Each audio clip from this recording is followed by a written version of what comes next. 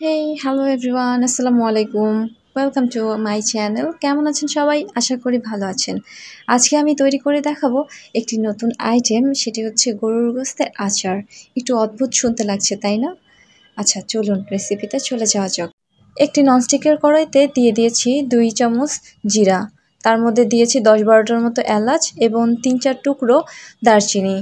1 চামচের মতো পাঁচফোড়ন দিয়ে নিয়েছি। তারপর দিয়ে দিচ্ছি 1 চামচ সরিষা।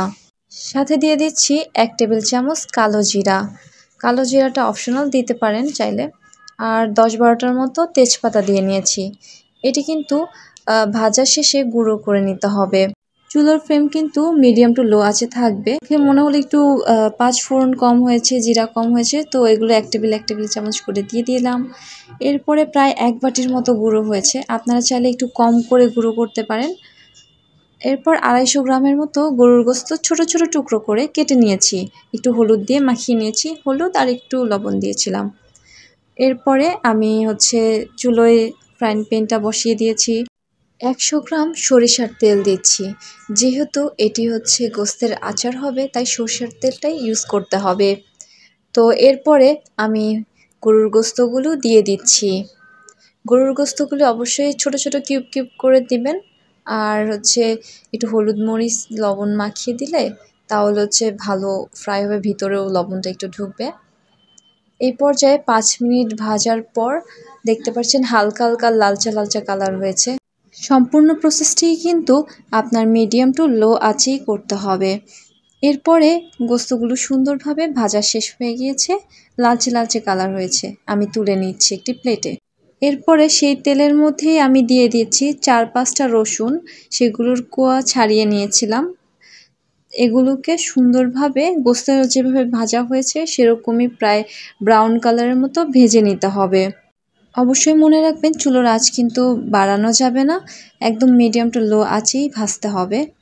আর পাশে আমি 4-5 কোয়ার মতো তেঁতুল গুলিয়ে নিয়েছিলাম। তেঁতুলের যে পাল আছে সেটি কিন্তু আমাদের এই গরুর গোশতের আচারে ইউজ করা হবে।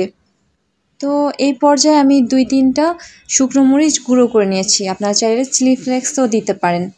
রসুনের সঙ্গে শুকনো মরিচের গুঁড়োটা সুন্দরভাবে মিশিয়ে নিতে হবে।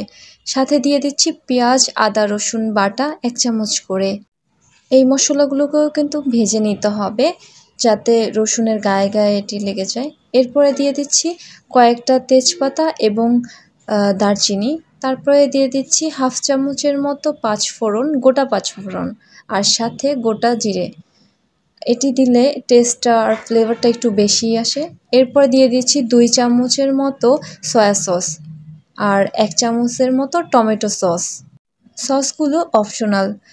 তেঁতুলের যে পাল ছিল সেটুকু আমি দিয়ে দিচ্ছি। আর সাথে দিয়ে দিচ্ছি লেবুর রস। যদি তেঁতুলের পাল না থাকে সেক্ষেত্রে লেবুর রস দিলেও হয়ে যাবে। এরপর সুন্দরভাবে পুরোটা আমি মাখিয়ে নিচ্ছি, যাতে সব কিছু একসঙ্গে মিক্সড হয়ে যায়। এরপর পালা গরুর গোশতের। গরুর গোশতগুলো সুন্দর করে এই যে মশলাটা ভেজে রেখেছি তার মধ্যে দিয়ে দিচ্ছি। এখানে 1-2 মিনিটের মতো নাড়াচাড়া করলেই হবে। তারপরে দিয়ে দিচ্ছি হালকা একটু চাট মশলা। তারপরে দিয়ে দিচ্ছি সামান্য একটু লবণ, যেহেতু গোশত ভাজার সময় একটুখানি লবণ দেওয়া হয়েছিল। এরপরে দিয়ে দিচ্ছি প্রথমেই বানানো যে মশলাটা ছিল সেই মশলাটা, প্রায় 2 চামচের মতো। বেশি দেওয়া যাবে না, যেহেতু 5 ফোড়ন রয়েছে, সেক্ষেত্রে কিন্তু তিতা হয়ে যেতে পারে। এই পর্যায়ে দেখলাম যে রসুনগুলো মোমের মতো গলে গিয়েছে, তার মানে হয়ে গিয়েছে পুরোটা। এখন এটিকে আমরা সার্ভ করব। এই আচার মূলত আপনি কি দিয়ে খেতে পারেন? এটি আপনি চাইলে রুটি দিয়ে খেতে পারেন, নান রুটি, পরোটা, খিচুড়ি, ভাত, পোলাও, যে কোনো আইটেমের সঙ্গে, বা এমনি শুকনো খেতেও অনেক ভালো লাগে। আচ্ছা, আজকের রেসিপিটা কেমন লাগলো সবাই জানাবেন। আল্লাহ হাফেজ।